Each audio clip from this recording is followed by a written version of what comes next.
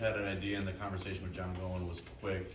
What has the timeline kind of been like the past few weeks, towards the end of the regular season and the postseason? Did you have conversations? You said you kind of knew it was coming. What did those conversations kind of look like? Yeah, I got my information from the news. I didn't have really a conversation with John in the last month of the season.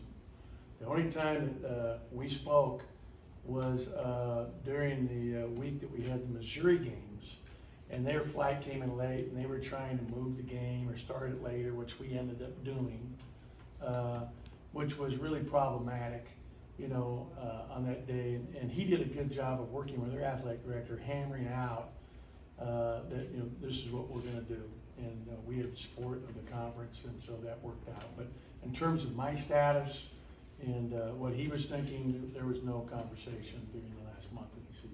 Was that difficult, I guess, seeing it, on the news and the various reports that, that it would end like this? It is what it is.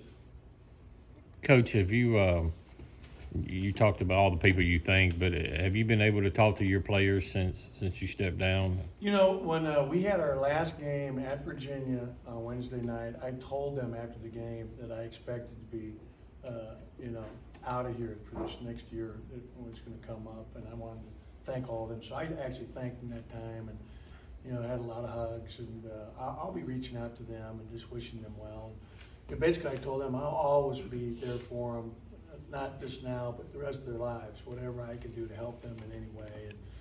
And I think about so many wonderful kids, not just the really, like Andrew Junkin. Here's a young man right here from this area where we're sitting right now, who was with us for 3 years, graduated, unbelievable student, 30 on the ACT. He transferred to get his MBA at Elon College this year. Played for him, has done really well. I got such a beautiful text from him yesterday. I'm so proud of him. That's a relationship I know I'll have the rest of my life, and he'll be incredibly successful. And as a coach, I'm so proud of all the NBA players I've coached and all the kids that I've coached at UCLA and Pitt and NAU and Mississippi State. But I'm equally proud of all the men that I've coached that have gone and become great fathers, great husbands, that are successful giving back to their communities and really doing good things for their communities. Because really more, when I first got in this business, it was about, helping kids get a Division I scholarship to get their degree and better their lives and help their families. And I still believe in that cause being the primary function for Division I athletics.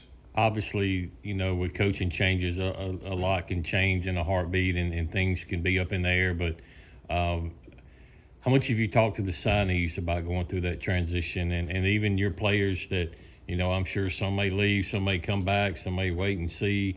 Have you talked about any of that with the signees? I'm reaching out to them today. I wanted to let the university get a chance. I mean, they had a Zoom call with the team yesterday. I know that.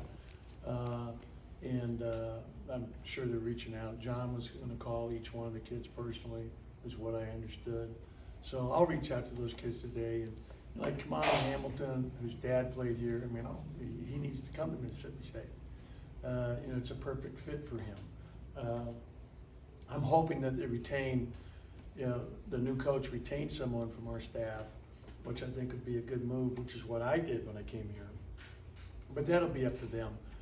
Sometimes they do, sometimes they don't.